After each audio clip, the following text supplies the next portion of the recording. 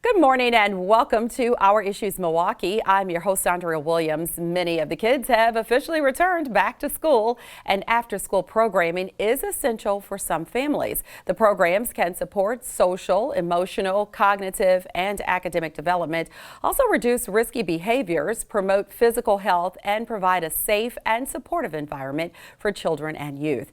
My first guest represents one of the largest and longest-running youth-serving agencies in Milwaukee, and it's the largest Boys and Girls Club in the country, the Boys and Girls Clubs of Greater Milwaukee. Kathy Thornton-Bias serves as the president and CEO. How are you, Kathy? I'm well, Andrea. Thanks for having me. It's always a pleasure to have you here, and when you say back to school, you certainly think of the Boys and Girls Clubs of Greater Milwaukee. So I thought it was important to have you here today to kind of remind the parents and the students as well of all the great things that you do throughout the school year. So if you would kind of fill us in on what you've got going on right now.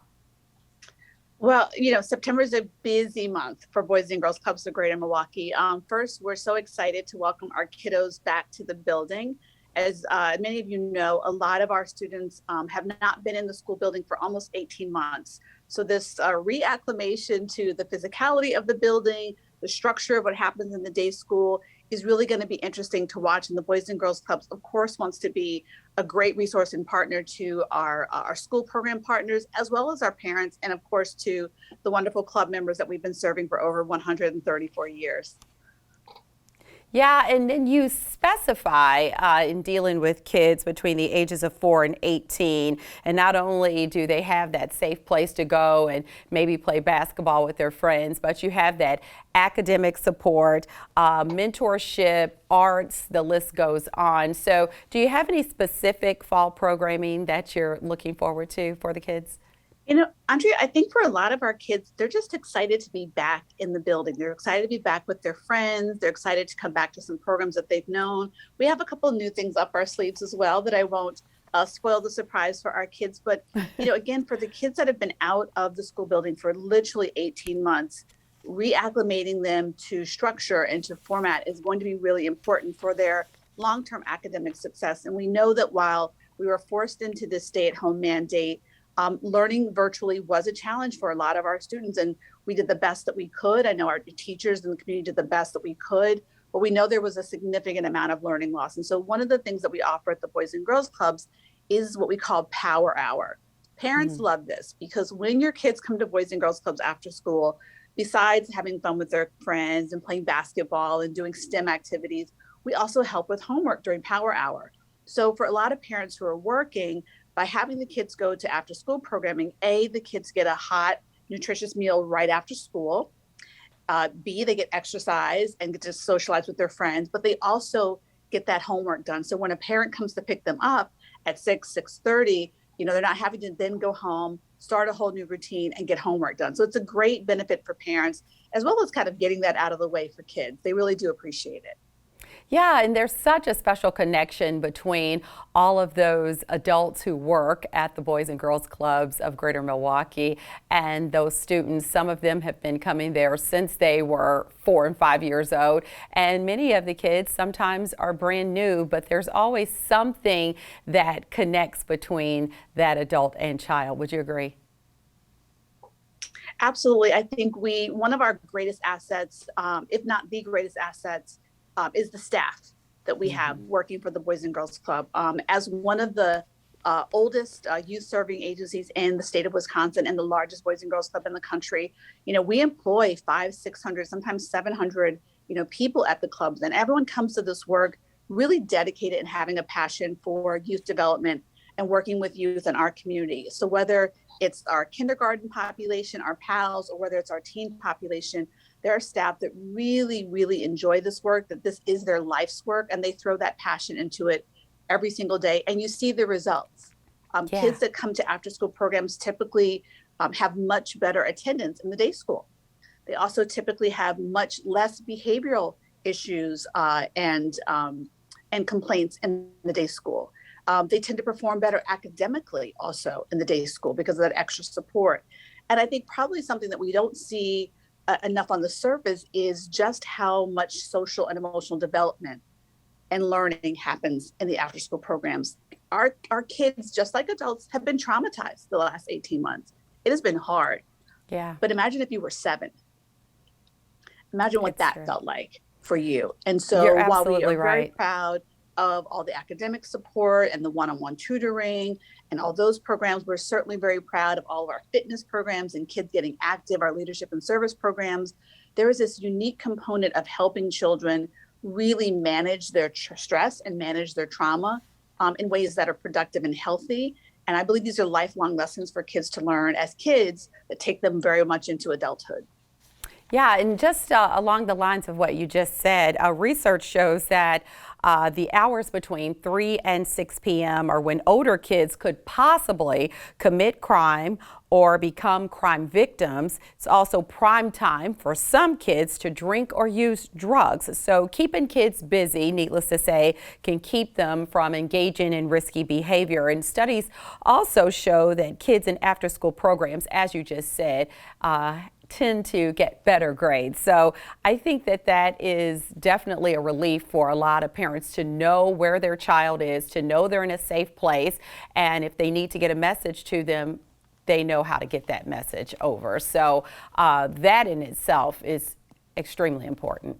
Yeah, one of the things that always kind of makes my heart smile is when I meet a parent at one of the clubs and they're there to pick up their child and they tell me that they were once a member of the Boys and Girls Clubs, or they once attended that very club. And so having that kind of generational impact and generational importance in our community really just, warms my heart. And we love to see that. We love to hear that.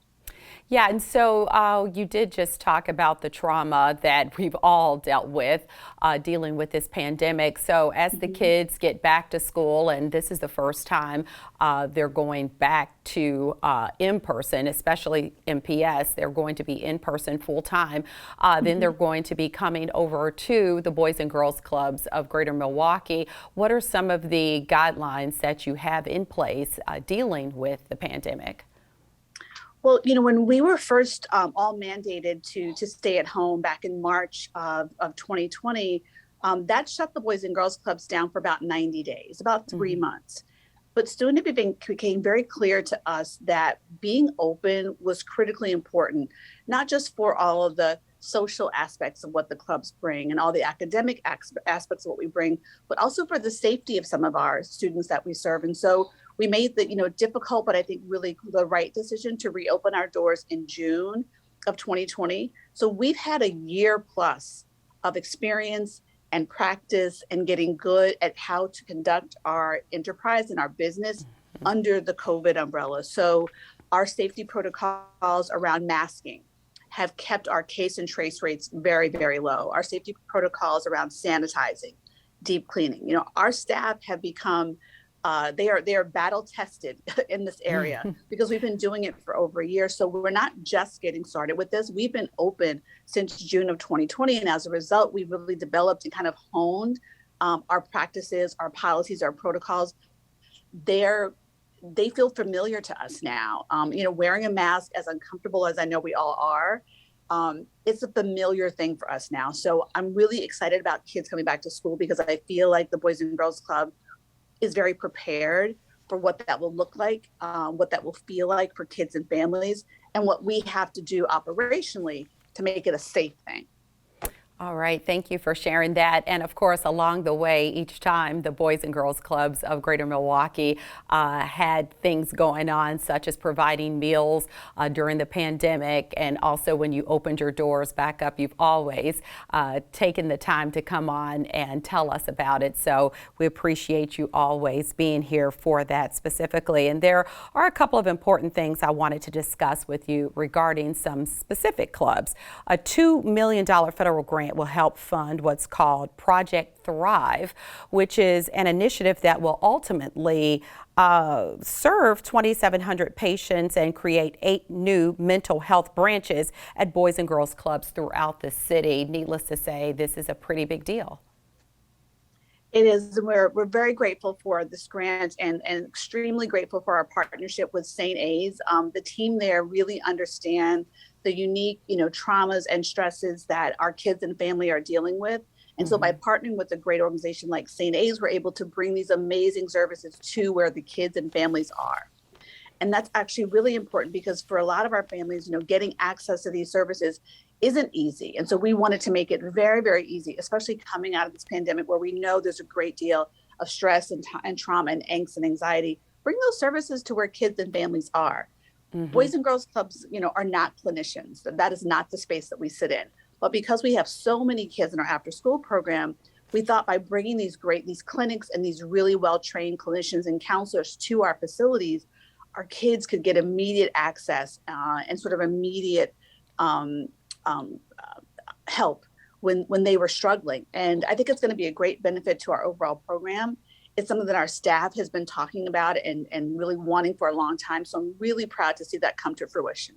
Yeah, I thought it was great news. And St. A is going to be providing prevention, intervention, and crisis resources. And then the Medical College of Wisconsin will collect and analyze data on the effectiveness of the program and ways to improve service delivery. So I think it's a win-win across the board.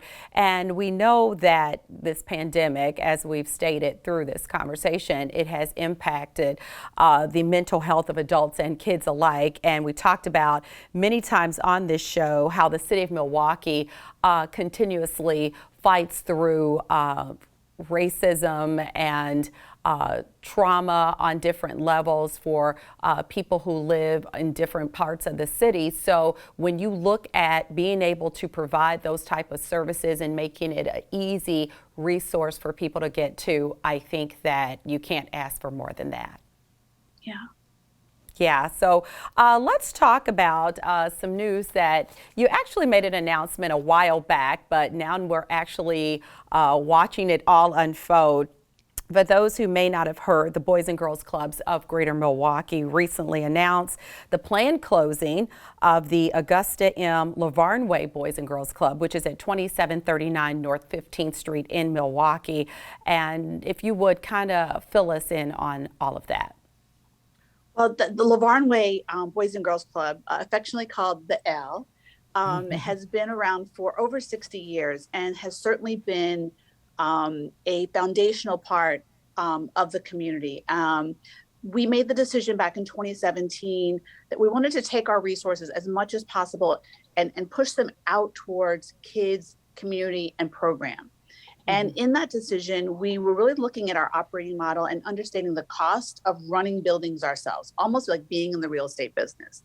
We're not in the real estate business. We're in the youth development business. And so when we made the decision a few years ago to sell that site, that facility, we were able to lease it back for a period of time. So that period of time was about 5 years. We're now coming to the end of that 5-year lease.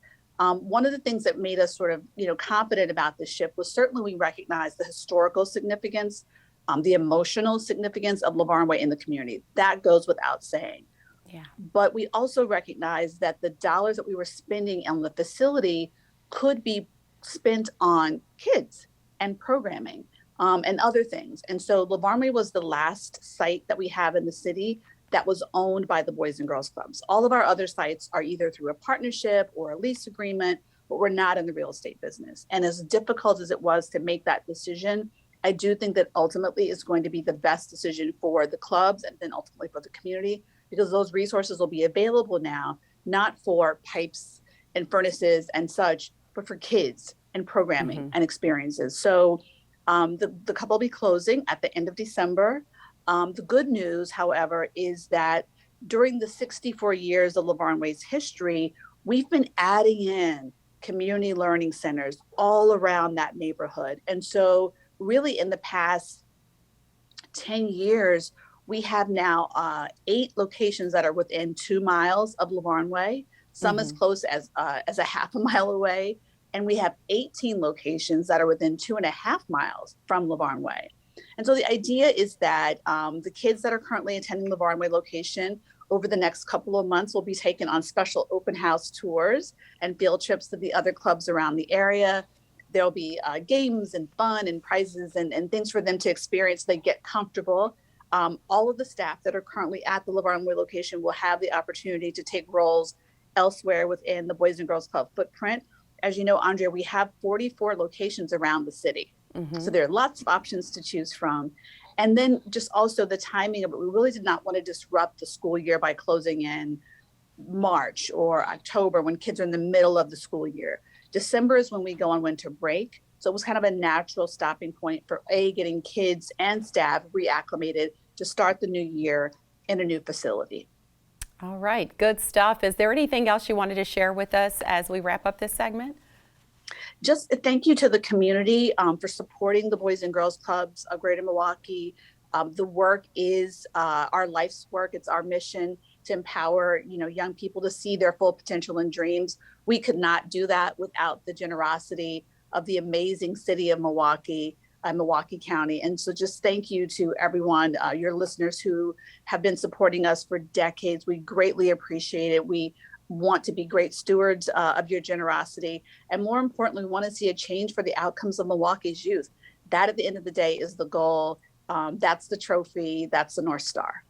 That's the goal. Thank you so much, Kathy. It's always a pleasure talking to you, and all the best during this new school year. Thank you. Kathy Thornton-Bias is the president and CEO of the Boys and Girls Clubs of Greater Milwaukee. For more information on anything that we've discussed, you can visit their website at bgcmilwaukee.org or give them a call at 414-267-8100. When we return to Our Issues Milwaukee, we'll find out more about Milwaukee Recreation, which promotes healthy lifestyles, personal development, and fun through recreational and educational experiences for people of all ages and abilities. We'll do that right after this.